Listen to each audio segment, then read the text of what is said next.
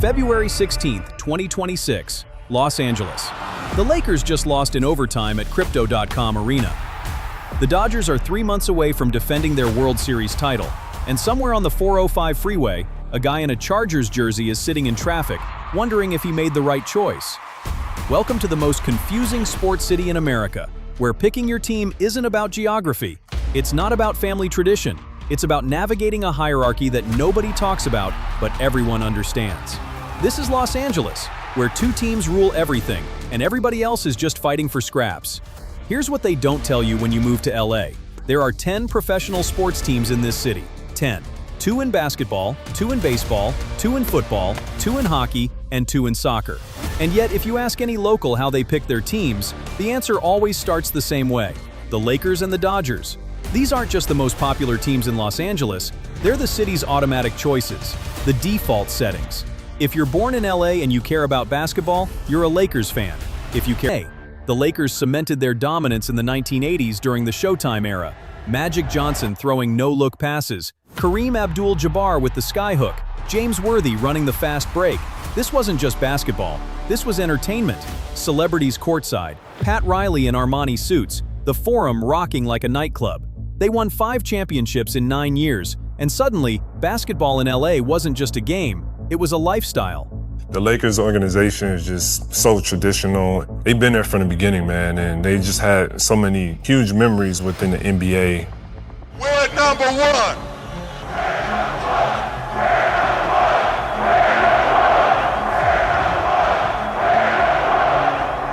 Purple and gold is a representation of something that's bigger than the city of LA. It's a culture. Then came Shaq and Kobe. I'm coming in. If this was a mafia movie, I'm taking over all territory. This was a gang movie, I'm taking over all neighborhoods. You don't have to tell me, trust me, I'm telling you.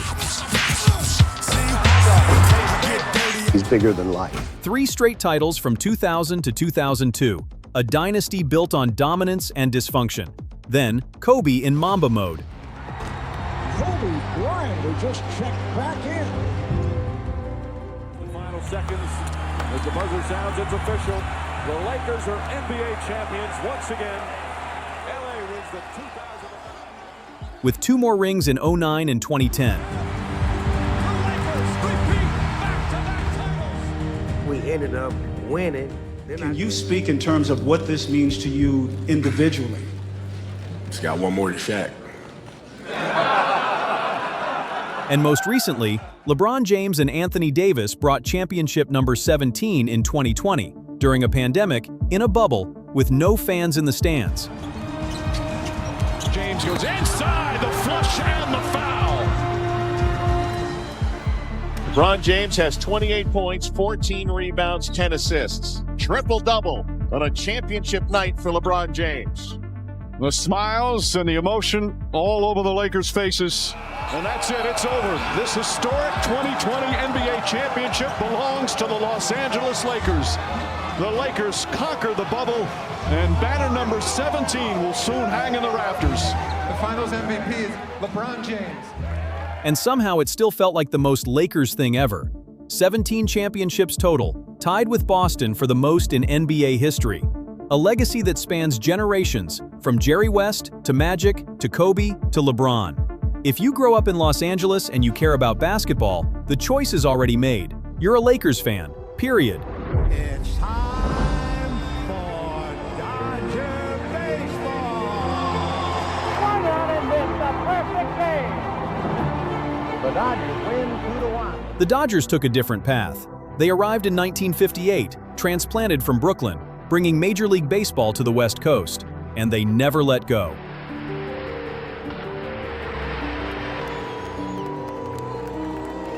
Sandy Koufax in the 60s, Fernando Mania in the 80s, Clayton Kershaw for a decade and a half, and now Shohei Ohtani, the biggest star on the planet. Shohei Ohtani kicks off the postseason. Edmund lifts one high in the air. Right field toward the corner. It's out of here. It's a towering ball. Deep right field. He flips the bat and watches it. Ground ball, base hit right field. 7 World Series titles, the most recent in 2020, the same year as the Lakers.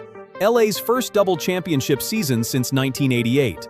Dodger Stadium isn't just a ballpark, it's a cathedral. Chavez Ravine, where mariachi bands play in the parking lot, where 3 generations of families show up in Dodger blue, where 50,000 people arrive in the 3rd inning and leave in the 7th, and still somehow manage to create the loudest atmosphere in baseball. Dodgers still trailing 3-0. He represents the tying run. Was there any doubt? Shohei Ohtani arrives in October. The game's brightest star, ready for the game's biggest stage. It's a one hit for Tommy Edman. Rojas with a base hit in the left field. Cracks his bat on a flare into center field. It's down for a base hit. The Dodgers are more than a team. They're a civic religion, a 162-game commitment. And in Los Angeles, if you care about baseball, you're in. They cap off their 8th World Championship with a comeback for the ages from down 5-0 to win it 7-6. And it's time to present the Commissioner's Trophy. Commissioner, all you. On behalf of all of us in Major League Baseball, I want to congratulate the World Series champion Los Angeles Dodgers. Now here's where it gets interesting, because there's a gap between these two teams and everyone else. A massive gap. Supporting the Lakers and Dodgers requires no explanation, but supporting anyone else? That's a choice that says something about who you are. The Clippers play in the same building as the Lakers, but they have to cover up the championship banners like embarrassing family photos at a divorce party. The Angels have been in Southern California since 1961, but they've changed their name so many times nobody knows who they actually are. California Angels, Anaheim Angels, Los Angeles Angels of Anaheim. Pick a lane.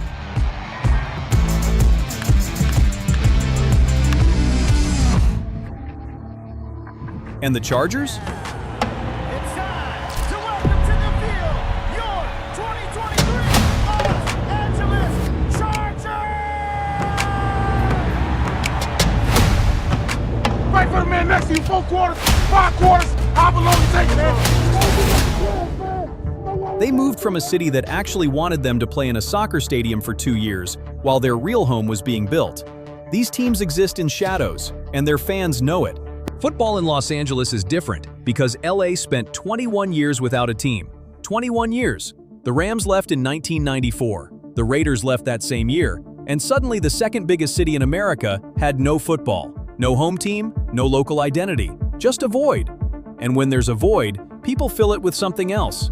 The San Francisco 49ers dominated the 80s and 90s. Knew their pursuit had to be relentless. Belief was met with gold, or fell apart into dust. We've been sifting through the chaos, through the dirt, through the noise, through the West. When the chaos closes in, the moment opens up. And their dynasty embedded itself across Southern California. The Raiders, long associated with LA's working-class communities, never fully left even after the team did. And then you had transplants. Cowboys fans from Texas, Steelers fans from Pittsburgh. We love you, right? Beat the man in front of you. And he is swallowed up. He's got it. T.J. Watt finishes off this victory. Coming through at the moment you're most needed. Najee Harris dives for the pylon. Steelers defense rises to the occasion. Still rolling into the end zone. This is just a show out here tonight. What a catch! That's how we do that. Another Pittsburgh win. 10-3 on the season. Packers fans from Wisconsin. Tell you how proud we are to have you a part of the Packers. Just as you should be proud to be here, to be a part of this team. One thing about the Packers, it's a team with a great tradition. All claiming LA as their territory. When football finally came back in 2016, the damage was done. Allegiances were fractured, and LA never developed a single default NFL team the way it did with the Lakers or Dodgers. The Rams had an advantage.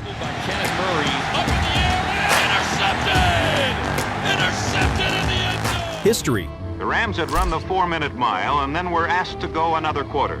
The tape had proved just out of reach. The end of the season would not be the Super Bowl, but the playoff bowl. They played in LA from 1946 to 1994, nearly 5 decades. And when they came back, they brought something else: legitimacy. The Los Angeles Rams are world champions! 23-20 is the final. on their home field here at SoFi Stadium in Super Bowl 56. Look at this. Look at it. Take it in, man. Take it in. World champs, World champs. 2022, Super Bowl 56 at SoFi Stadium in their own building against the Cincinnati Bengals. Matthew Stafford to Cooper Kupp. A roll right. Cooper Kupp's in the end zone. Stafford sees him. Back pylon caught. The most complete receiving season in NFL history.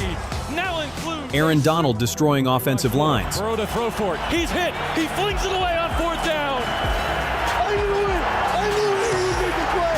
You can build that man's statue out SoFi Stadium right now. What a move. What a play.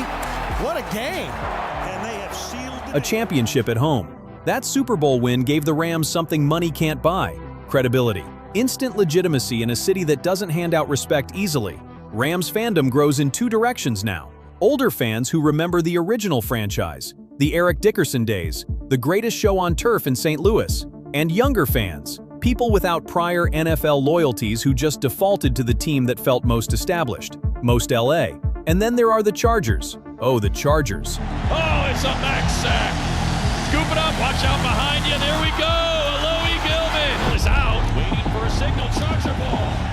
87 yards, no flag. End zone, caught, touchdown, the captain.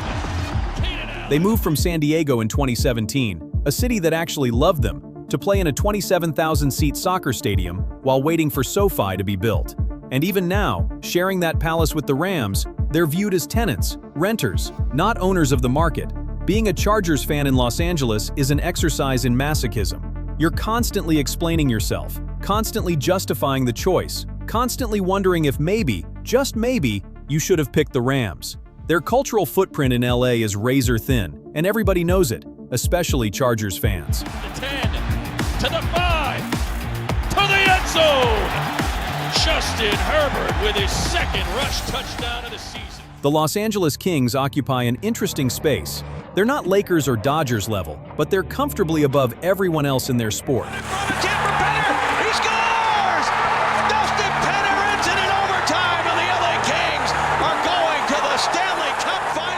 Two Stanley Cups in 3 years. The disappointment of the past is gone. The 45-year drought is over. The Los Angeles Kings are indeed the kings of the National Hockey League. They are the 2012 Stanley Cup champions. 2012 and 2014, both won in dramatic fashion. Jonathan Quick standing on his head, Anze Kopitar dominating, Drew Doughty quarterbacking the defense. And that grit, that playoff beard, blue collar. Los Angeles doesn't care about your reputation energy. The Kings also had Wayne Gretzky, the great one. Wayne Gretzky skated in his first regular season game as a member of the Los Angeles Kings against the Detroit Red Wings at the Forum. In Los Angeles from 1988 to 1996. That era planted hockey deep in Southern California soil, and those Stanley Cups made it permanent. The Anaheim Ducks won their Stanley Cup in 2007. 2007 Stanley Cup champs. They had stars like Scott Niedermayer, Corey Perry, and Teemu Selanne, but they're Orange County's team, not LA's. And that distinction matters. Geography plays a role in hockey and baseball. The Kings and Dodgers represent Los Angeles proper. The Ducks and Angels represent Orange County. It's not that Orange County fans feel disconnected, many don't, but the split is real, and it shapes who roots for whom. Let's talk about the Clippers, because being a Clippers fan in Los Angeles requires a certain kind of personality. For decades, they were the punchline, the other team, the franchise that couldn't get out of its own way. Owned by Donald Sterling, a man whose tenure can be summarized as a disaster with occasional basketball, losing seasons, empty seats, dysfunction. And yet, people still chose them. Why? Sometimes it was timing. You started watching basketball during Lob City when Chris Paul was throwing alley-oops to Blake Griffin, and suddenly the Clippers were fun. Sometimes it was geography, Orange County kids looking for an alternative. And sometimes it was pure rebellion, a conscious rejection of the Lakers bandwagon. Supporting the Clippers says as much about what you're not as what you are.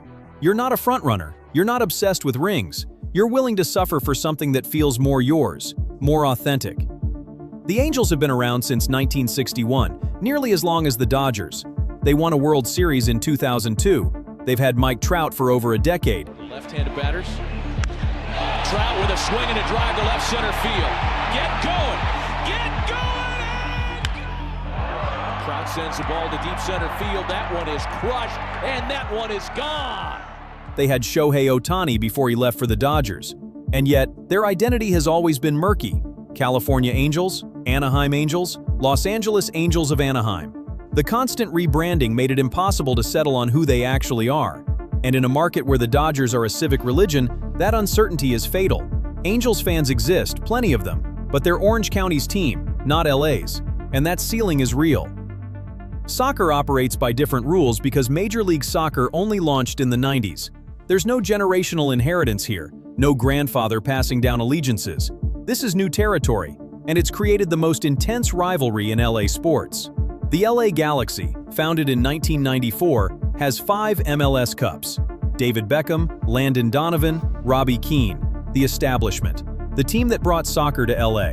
They play in Carson, which is technically Los Angeles in the same way a wine cooler is technically wine. Keane is onside here. Robbie Keane has brought the Galaxy back. Then in 2018, LAFC showed up dressed in black and gold like they were attending a funeral for the Galaxy's relevance. They play downtown at BMO Stadium, 22,000 capacity, so loud it feels like the building might explode.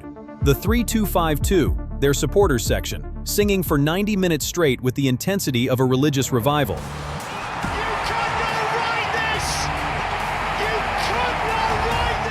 Choosing between these teams is choosing an identity. Old guard versus new energy, suburban versus urban, dynasty versus disruption. And unlike everything else in LA sports, geography doesn't really matter here. It's pure preference, pure vibe. One more thing shapes LA fandom in a way that can't be ignored: transplants. People arrive in Los Angeles from all over the world with loyalties already formed, and many of them hold on tight. What makes LA different is the sheer volume. This isn't a few out-of-towners, it's a constant, massive influx. On any given Sunday, you can find a Steelers bar, a Packers bar, and a Raiders bar, all within 3 blocks of each other, all claiming to be the official LA home of that fan base. You've got lifelong locals who can recite every championship parade route, and you've got newcomers who picked a team last week and already own 3 jerseys. You've got people whose fandom is generational, passed down like a genetic condition, and you've got people who chose their team because they liked the colors. That looseness isn't a flaw. It's the product of a city that grew later, grew faster, and never stopped evolving. Here's what it comes down to. In Los Angeles, picking your teams isn't about following a formula. It's about navigating a landscape shaped by history, hierarchy, timing, geography, and personal identity. The Lakers and Dodgers are the easy choices, the ones that require no explanation, the automatic defaults. Everything else is a choice that says something about who you are or who you want to be. Maybe you're a Clippers fan because you reject bandwagons. Maybe you're a Rams fan because you remember the original franchise or because you jumped on after 2022. Maybe you're a Kings fan because you fell in love with hockey during the Stanley Cup runs. Maybe you're an LAFC supporter because you wanted something new, something loud, something unapologetically LA. And maybe, just maybe, you're still wearing a Raiders jersey even though they play in Las Vegas now, because some loyalties run deeper than city limits. The real magic of Los Angeles sports isn't in any single team.